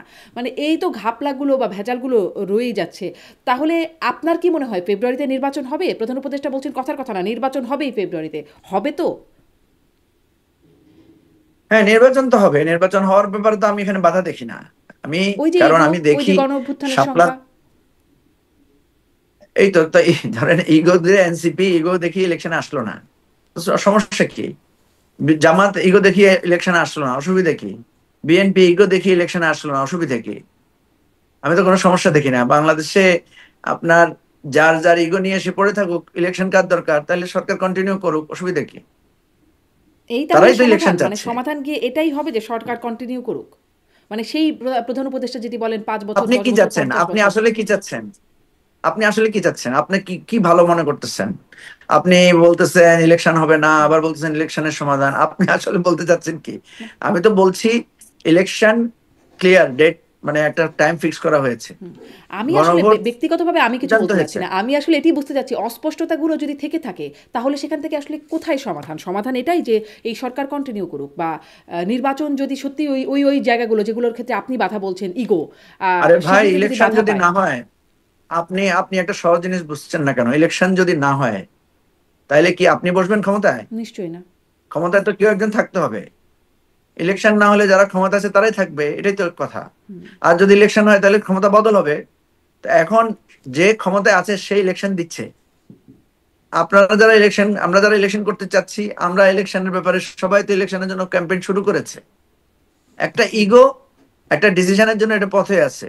এটা সমাধান না হলে যারা ইলেকশন দিচ্ছে তারা ইলেকশন করবে কিভাবে? আপনাকে তো ইলেকশনে যাইতে হবে। আপনি শাপলা ছাড়া ইলেকশনে যাবেন না, আপনি নভেম্বরে না হলে যাবেন না। তো ওই ওই ভদ্রলোক ইলেকশন দিবে কিভাবে আপনি না গেলে? কথা তো পরিষ্কার। আপনি তার মানে পথ নির্বাচন সরাবেন। বানচালের ষড়যন্ত্র বলে যে কথাটা প্রচলিত হয়ে আসছে বা বিভিন্ন আলোচনায়, টকশো বা বিভিন্ন আলোচনায় আসছে, সেটির একটা রূপ আছে, বাস্তবতা আছে। না, বাস্তবতা তো আপনি চোখেই দেখলেন, এতক্ষণ তো আপনি সেটাই এই জন্যই বলছেন। আমি আরেকবার এক লাইনে সামারি নির্বা দিচ্ছিলাম। আমি আপনাকে আবারও বলছি, নির্বাচন ফেব্রুয়ারিতে। আপনি যেহেতু আরো ভালোভাবে বুঝতে চাচ্ছেন, আপনাকে ভালোভাবে বুঝাই বলি। নির্বাচন ফেব্রুয়ারিতে। সব দল নির্বাচনী প্রচারণায় নেমে গেছে। সবচেয়ে বেশি নির্বাচনী প্রচারণায় এগিয়ে আছে জামাত, তারপরে আছে বিএনপি, তারপরে অন্যান্য দল। আমরা নিজেরাও গতকালকে আমাদের 109 জনের প্রার্থী তালিকা, প্রাথমিক প্রার্থী তালিকা ঘোষণা করেছি, দেখেছেন না? হুম। তাহলে নির্বাচনের কার্যক্রম অলরেডি চলছে। নির্বাচন কমিশন নির্বাচনের প্রস্তুতিগত তৎপরতা শুরু করেছে। এখন প্রতিবন্ধকতা কোথায়? প্রতিবন্ধকতা তো নির্বাচনের সাথে কোনো কিছু প্রতিবন্ধক নাই। প্রতিবন্ধকতা হচ্ছে জুলাই সনদ বাস্তবায়নের আজকে একটা নর্ম আমরা ওভারকাম করে ফেলেছি। সেটা হচ্ছে জুলাই সনদের অঙ্গীকারে স্বাক্ষর করেছে। দেন হচ্ছে এই জুলাই সনদটা সরকার একটা আদেশ দিবে, তারপরে এটার ভিত্তিতে একটা গণভোট হবে, এবং গণভোট হওয়ার পরে আমরা ওই যে আপনি যে সংখ্যাগুলো বললেন যে কাউকে আনা হয়েছে না, কার মতামত নেওয়া হয়েছে কিনা, এই জায়গাটা একটা পরিষ্কার থাকবে। এবং নেক্সট পার্লামেন্ট তারা বাউন্ড হবে যে এই জুলাই সনদের ভিত্তিতে রাষ্ট্রটা পরিচালনা করার জন্য। এবং এই জুলাই সনদের ভিত্তিতেই 10 বছরের জন্য প্রধানমন্ত্রীর মেয়াদ ঠিক হবে। এই জুলাই সনদের ভিত্তিতে 70 অনুচ্ছেদ পার্লামেন্টে মানে কন্টিনিউ করা হবে, মানা হবে। এই জুলাই সনদের ভিত্তিতে সুপ্রিম কোর্টের লোয়ার ডিভিশন গুলো ডিস্ট্রিবিউট করা হবে। এই জুলাই সনদের ভিত্তিতেই মানে আমাদের পরবর্তী কার্যক্রমগুলো, যেমন প্রধানমন্ত্রী, লিডার অফ দ্য অপোজিশন, এরা পরামর্শ করে একটা কমিটির মধ্য দিয়ে নিয়োগগুলো হবে। এই দিস এন্ড দ্যাট যত টোটাল কার্যক্রমটা আছে। এখন আপনি ইলেকশনে আমরা দেখছি সবাই নেমে পড়েছে। সুতরাং আমি তো এখানে খুব বড় ধরনের কোনো ঘাপলা দেখি না। ওই যে ইগোর ঘাপলা যে দেখছেন ঘাপলাটা আছে, বললেন, ওই যে দেখছেন বললেন ইগো, যেটি এখনো কাটেনি। ও হ্যাঁ, সেই ইগো না কাটলে আবারও গণঅভ্যুত্থান সেই হতে পারে, সেই এই সরকার কন্টিনিউ করতে পারে। তার মধ্যে আছে তাওয়া গরম, শাপলার ঘাপলা, এই বিষয়গুলো আছে। মানে এই বিষয়গুলো যদি থাকে তাহলে এই সরকার কন্টিনিউ করতে পারে। মানে প্রধান উপদেষ্টা থেকে উপদেষ্টা যখন আগে যেরকম শুনতেন আরো 5 বছর, আর 10 বছর, 50 বছর, সেরকমও একটা সম্ভাবনার পথ খোলা আছে তার মানে। খোলা থাকবে না। আচ্ছা আচ্ছা।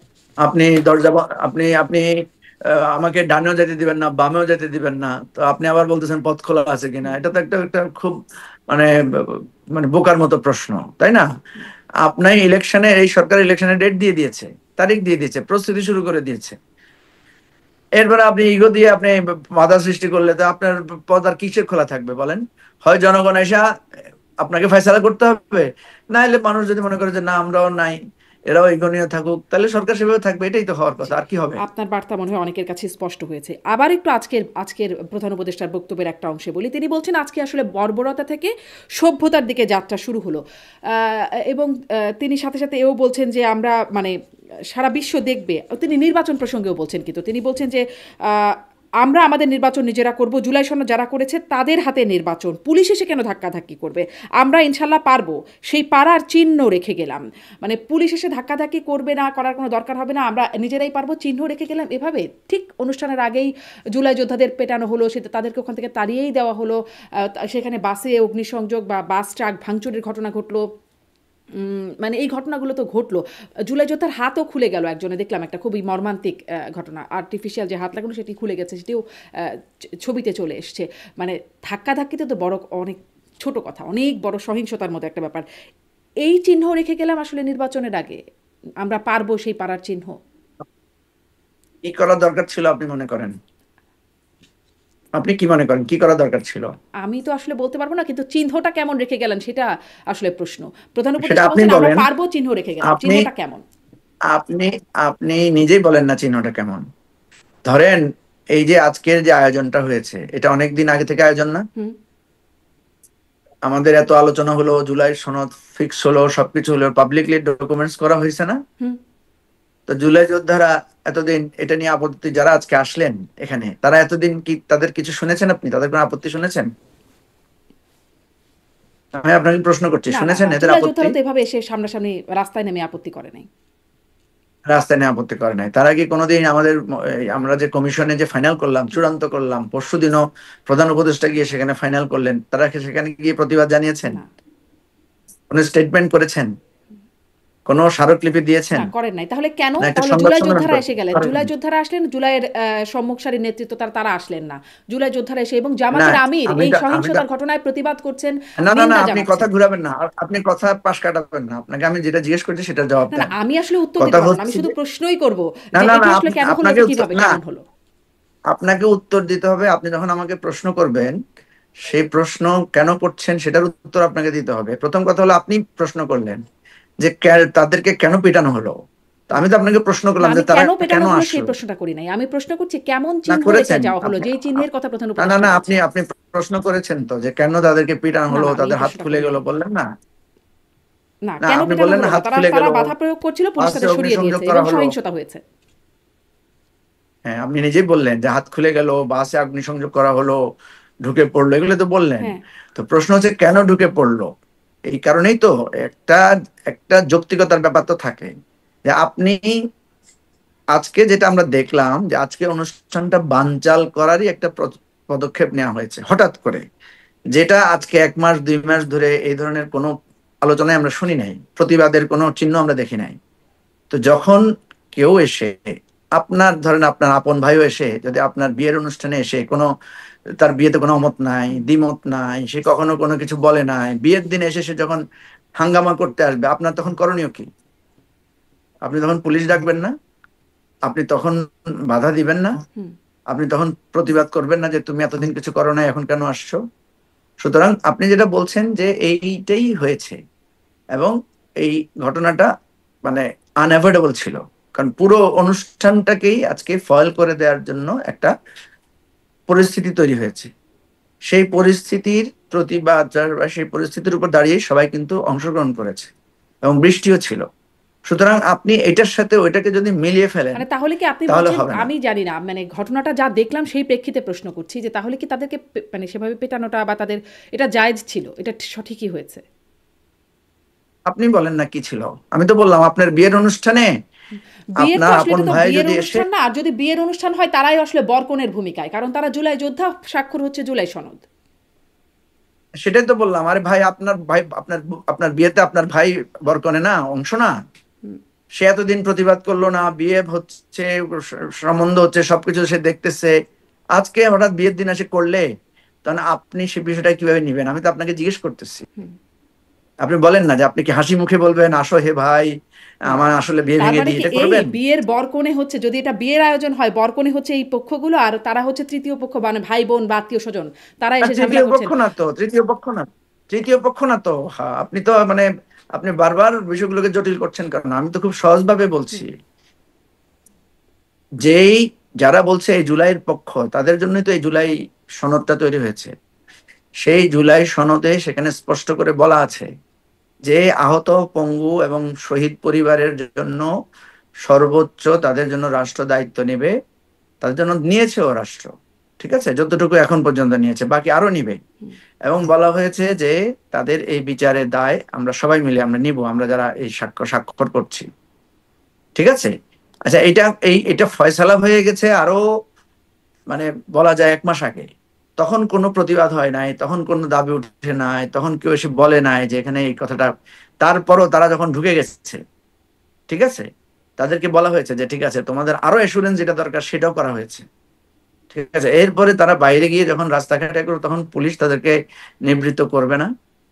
আপনি কি মনে করেন করাটা ঠিক হয়েছে কিনা, এবার আপনি বলেন। জামাতের আমির ঠিক কিন্তু হয়েছে এটা কিনা এবার বলেন। সমালোচনা করেছেন, জামাতের আমির এটা নিন্দা করেছেন যে যেভাবে জুলাই আরে যোদ্ধাদের ভাই, পেটানো আপনার হয়েছে। কথা জানতে চাচ্ছি, জামাতের দিকে পড়ে থাকেন কেন সারাদিন? জামাতের সাথে পড়ে থাকার তো আপনার আমার দরকার নাই। আমি আপনার কথা জিজ্ঞেস করতেছি যে যখন এরকম করে, তখন পুলিশের কি করণীয়? না, পুলিশ আইন তখন শৃঙ্খলা পুলিশ রক্ষায় তো, তার ব্যবস্থা নেবে, সেটি হচ্ছে স্বাভাবিক হ্যাঁ, ব্যাপার। পুলিশ তো আইন পুলিশ শৃঙ্খলা আইন রক্ষা করার শৃঙ্খলা কাজ। রক্ষার এই তো ব্যবস্থা নেবে, এতক্ষণে, কিন্তু তারা আবার এতক্ষণে আপনি জুলাই আপনি যোদ্ধা, একটু স্বাক্ষর হচ্ছে জুলাই সনদ, প্রশ্নটা এই জন্যই। হ্যাঁ ঠিক আছে, প্রশ্ন তো ঠিক আছে, আপনি বললাম তো আপনার ভাই হলেও তো আপনি ন্যায়ের প্রশ্নে আপনি তো আপনার বিয়ে ভেঙে দিবেন না, এখন এই ন্যায়ের ঠিক প্রশ্নটাই আছে? এক একজনের সেটাই কাছে আমি, এক এক রকম, সেজন্যই আপনার কাছে জিজ্ঞাসা করা। মানে জামাতের আমির হ্যাঁ খুবই সেটাই তো গুরুত্বপূর্ণ বললাম। ব্যক্তি, তিনিও এই প্রসঙ্গে হ্যাঁ ঠিক বলছেন। আছে, এটা জামাতের আমিরকে একদিন আপনার প্রোগ্রামে ডাকবেন, হুম। ডেকে ওনাকে প্রশ্ন করবেন, তাহলে ভালো হবে, ঠিক আছে? জি, আপনি যেহেতু কি এটা এতই বলতে পারেন আপনার জামাতের জামাতের প্রতি আমির এত কেন প্রীতি। আসলেন না আজকের প্রোগ্রামে? মানে অবশ্য তাদের না প্রতিনিধি আমি আসছেন। বলতে পারবো না। হ্যাঁ, আপনি জামাতের কাউকে মিটিং এ ডাকবেন, আপনার শোতে ডাকবেন, ডেকে তারপর জিজ্ঞেস করবেন, সেটা ভালো হবে। অথবা ওনার ফোন নাম্বার কালেকশন করে ওনাকে ফোন আছে করে আমার জানতে কাছে, পারেন। আছে, আমি কথা বলি মাঝে সমস্যা মাঝে, নেই। মানে আমার শোতে আসেন আর ঠিক কি, আছে, সেই হ্যাঁ অনুযায়ী হ্যাঁ কথা হ্যাঁ, হয়। তাহলে আপনি কথা বলে নিন, সেটাই ভালো হবে আপনার জি, জন্য। সুযোগ পেলে নিশ্চয়ই কথা বলবো, এমনি তো তার কথা হয় না, অনুষ্ঠানের আমন্ত্রণ জানানোর সুযোগ পেলেই তখন একটু কথা হয়। তার না সাথে না, আমার আপনি আপনি শো ছাড়াও তো আপনি আমাদেরকে ফোন করেন মাঝে মাঝে, তখন ওইভাবে করবেন আর কি, করে জিজ্ঞেস করে নেবেন যে উনি কেন আসলো না, কি সমস্যা। না, শো মাঝে মাঝে ছাড়া অবশ্য খুব বেশি আপনার আপনার শোর সাথেও খুব গেস্টদের, কথা হয়েছে তা না।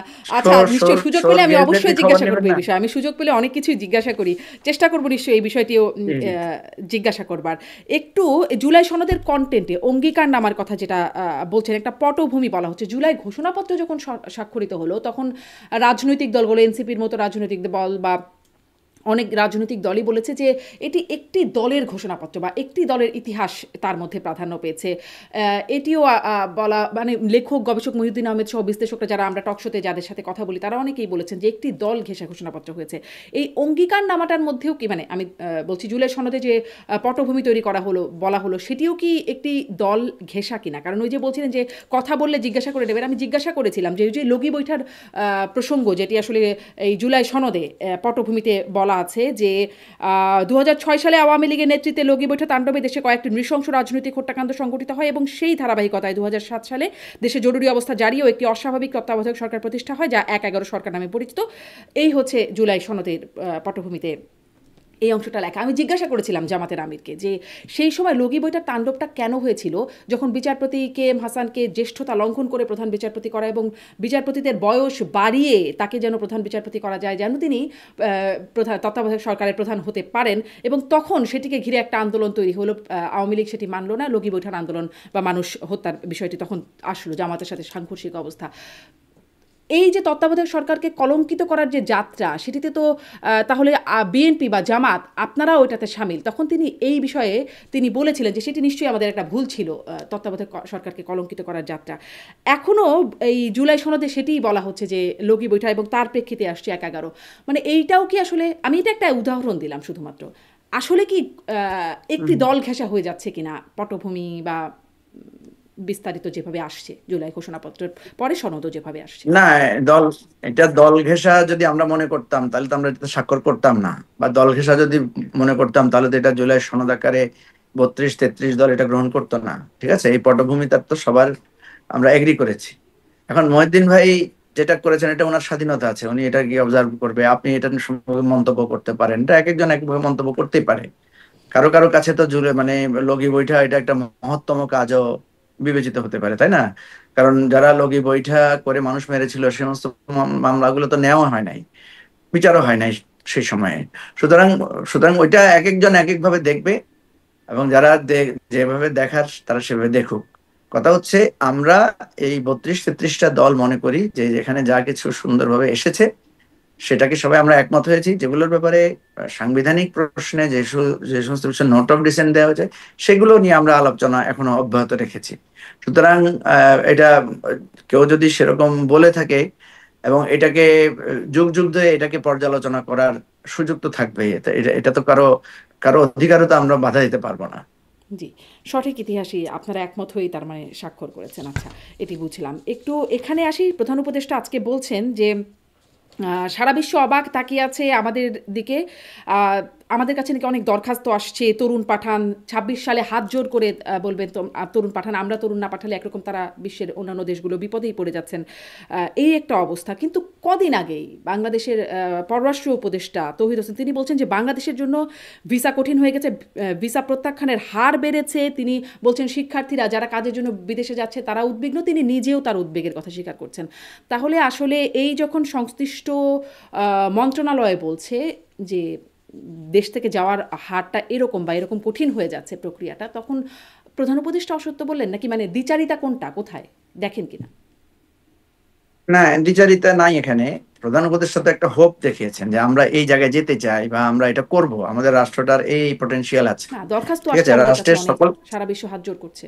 আসছে তো, ধরেন ওই যে ওনার কাছে জাপানে 1 লক্ষ লোক ইয়ে করার চুক্তি হয়েছে না, সেই ধরনের। তো আমাদের দেশের শ্রমশক্তি আমরা যদি সুন্দরভাবে ট্রেনিং করে দেশ বিদেশে পাঠাই, সেটা তো একটা মানে চাহিদা তো আছেই, তাই না? এই কিছুদিন আগে আমরা দেখলাম মালয়েশিয়ানরাও লোক নেওয়ার জন্য করেছে, সেটা তো আলাদা। আবার একই জিনিসও আছে, আমাদের শ্রমিকরা চাকরিচ্যুত হয়ে দেশে ফিরে আসছেন, সেটা তো আছে। এখন কথা হচ্ছে, এটা তো কোনো ব্যক্তি বা মানে রাষ্ট্রের মানে প্রফেসর ইউনূসের সময়কালের বিষয় না। একটা হচ্ছে যে আমাদের আপনি তো জানেন যে জুলাই অভ্যুত্থানের সময় আপনার আন্দোলন করতে গিয়ে আমাদের বেশ কিছু শ্রমিকরা গ্রেফতার হয়েছেন, সেখানে তাদের শাস্তিও হয়েছে, তারা জেলও গিয়েছেন, দুবাইতে, হ্যাঁ, আরব আমিরাতে, আবার মালয়েশিয়ায়, বিভিন্ন জায়গায়, মানে ভূমধ্য সাগরে আমাদের শ্রমিকরা আটকা পড়ে নানা ধরনের মানে কঠিন জীবন হুম। তাদেরকে ভোগ করতে হচ্ছে। এটা তো আমাদের সামগ্রিক রাষ্ট্রের একটা চিত্র। হুম। তো প্রফেসর ইউনূস যেটা সবসময় বলেন, উনি এক ধরনের আশাবাদিতা, হোপ কথা বলেন যে আমরা চাকরি দিব, আমরা উদ্যোক্তা হবো, এই ধরনের কথা থেকে উনি বলেন সেটা। এটাকে আমি মানে খুব বেশি মানে এটা তো একেবারে আশার জায়গা, মানে বাস্তবতার জায়গা না। না, বাস্তবতা তো হচ্ছে আমাদের দেশের কোটি কোটি লক্ষ লক্ষ কোটি কোটি টাকা পাচার করে বেগমপাড়ায় বাড়ি হয়েছে। আমাদের দেশের একজন মানে মন্ত্রীর তার শতাধিক বাড়ি পাওয়া গেছে লন্ডনে, এটা হচ্ছে বাস্তবতা। আমাদের দেশের শত শত চোর বাটপাট মানে লুটপাটকারীরা, লুণ্ঠনকারীরা এখন ইন্ডিয়া কলকাতা বাজার ঘুরে বেড়াচ্ছে, এটা হচ্ছে বাস্তবতা। ঠিক আছে, তারপরে আপনার পিয়নের 400 কোটি টাকার মানে ব্যালেন্স থাকে, হ্যাঁ, এটা হচ্ছে বাস্তবতা। বাস্তবতা হচ্ছে যে এখনো তো এপিএস এর আওয়ামী শত কোটি লীগের টাকা নিয়ে লোকদের, যাওয়ার খবর শোনা যায়, উপদেষ্টার এপিএস।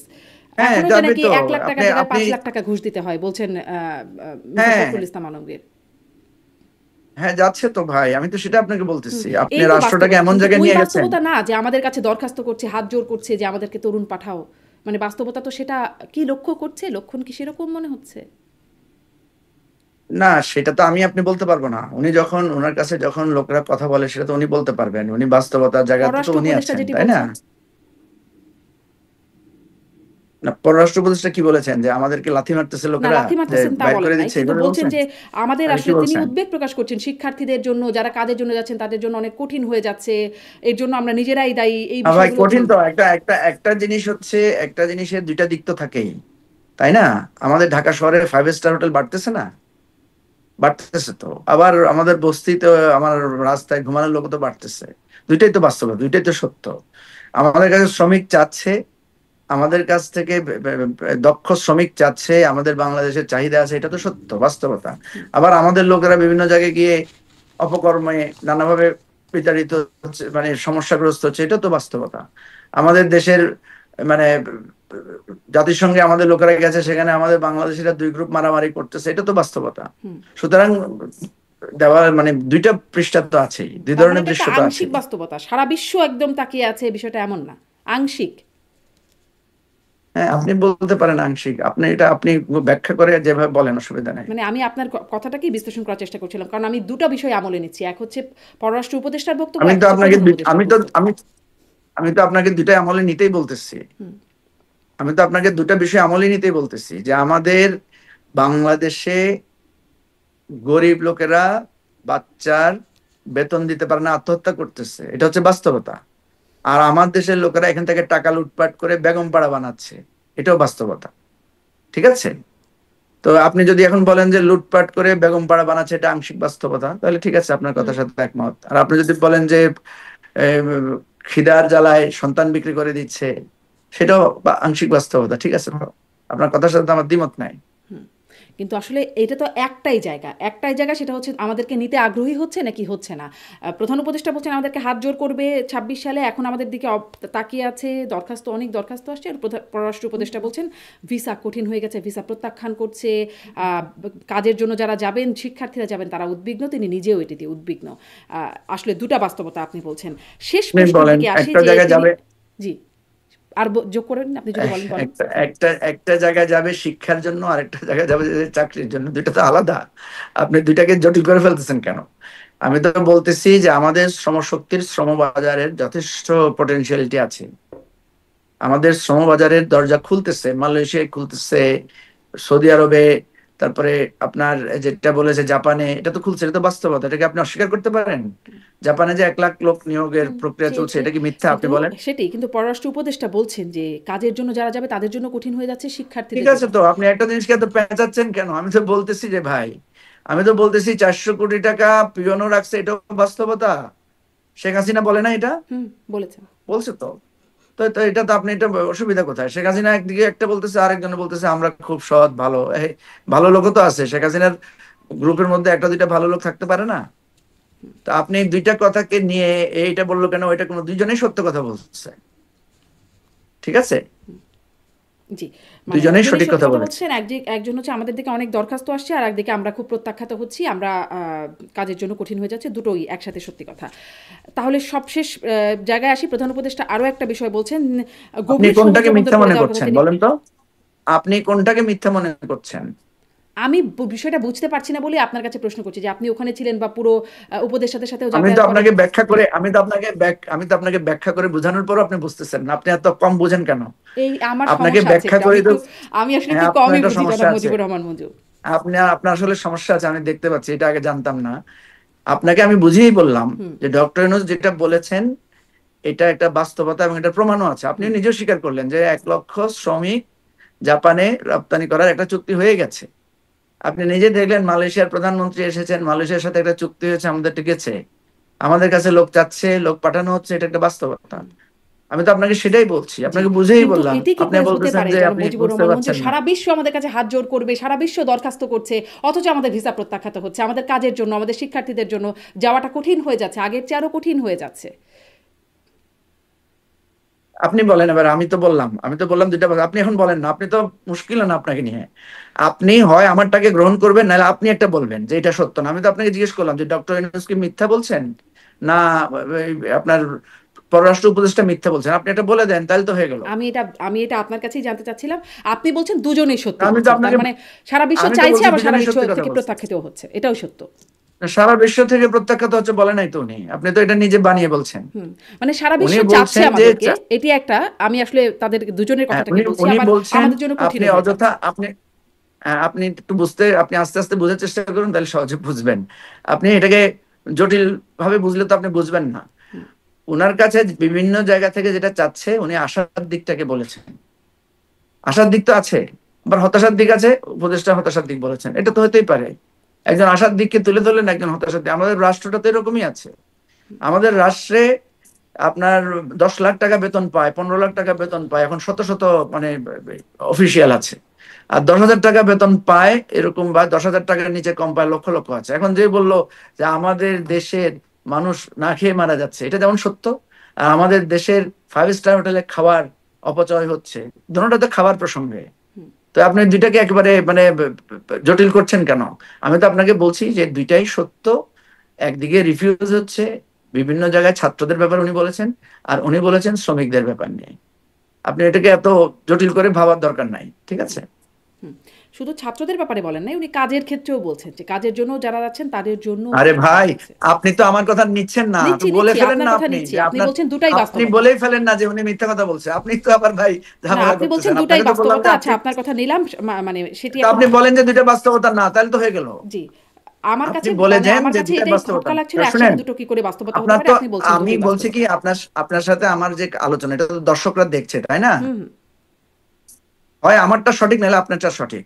আপনি বলেন যে ওনারা দুজনে ধাপ্পাবাজি করছে, বলে ফেলেন, তাহলে না, তো হয়ে গেল। আপনারটা সঠিক বা আমি তো আমারটা সঠিক বলছি, না, হয় প্রধান উপদেষ্টা সঠিক, না হয় পররাষ্ট্র উপদেষ্টাটা সঠিক, আমি এটা জানতে চাচ্ছিলাম যে কোনটা সঠিক, আপনি বলছেন আপনি দুটাই বলেন, সঠিক। আপনি, আমি তো বলছি দুইটা সঠিক, দুটাই আপনি সঠিক, বলেন জি। যে ক্যাপটা আমি সঠিক। তাহলে পরের প্রশ্নে যাই। মানুষ আসলে এটা, এখান থেকে আপনার বিশ্লেষণটা নিশ্চয়ই আমলে নেবে যে দুটাই সঠিক, একই সাথে আমাদেরকে সারা বিশ্ব থেকে আমাদের জন্য আবেদনও আসছে, হাত জোর করেও বলছে পাঠানোর জন্য, আবার আমাদের জন্য একই সাথে কঠিনও হচ্ছে, দুটোই আসলে বাস্তবতা। প্রধান উপদেষ্টা আরও বলছেন গভীর সমুদ্র বন্দর করে দেওয়ার কথা বারবার বলছেন, এভাবে হলে তাহলে সিঙ্গাপুরে পরিণত হবে। মানে এটা নিয়ে আমাদের অনেকটা কন্ট্রোভার্সি আছে, বিতর্ক জায়গা আছে, রাজনৈতিক দলগুলো এই বঙ্গোপসাগর ঘাঁটি ইত্যাদি বিষয় নিয়ে কথা বলছেন। মানে তিনি এই বিষয়টিকেই প্রায়োরিটি দিলেন, এটি আপনার কাছে কেমন লাগলো? কোনটা? এই যে বঙ্গোপসাগরের মানে গভীর সমুদ্র বন্দর করে দেওয়ার কথা তিনি বলছেন, যে তিনি এটিতে বারবার বলছেন এই বিষয়ে, আজকের বক্তব্যে বলছেন। না, আমাদের গভীর সমুদ্র বন্দরের কাজ আমরা যেটা আপনার ওই যে মহেশখালীতে ডিপ সি পোর্টের জন্য যে কাজটা হচ্ছে, হ্যাঁ, সেখানে তো একটা বিরাট আপনার শিল্প কারখানা গড়ে ওঠার একটা সম্ভাবনা তৈরি হয়েছে। আমাদের এখানে ডিপ সি পোর্ট হলে তো এটা আমাদের জন্য আর্থসামাজিক, হুম, আমাদের কর্মসংস্থানের জন্য একটা বিরাট সুযোগ সৃষ্টি হবে, এর তো কোনো সন্দেহ নাই। ঠিক আছে, এটা তো সঠিক কথা। জি, আপনি এটাকে সমর্থন করছেন, মানে সঠিক কথা তো বটেই, কিন্তু এটা নিয়ে অনেক বিতর্কের জায়গা তৈরি হয়েছে, মানে রাজনৈতিক দলগুলো না, অনেকে। বিতর্ক বিতর্ক তো থাকতেই পারে।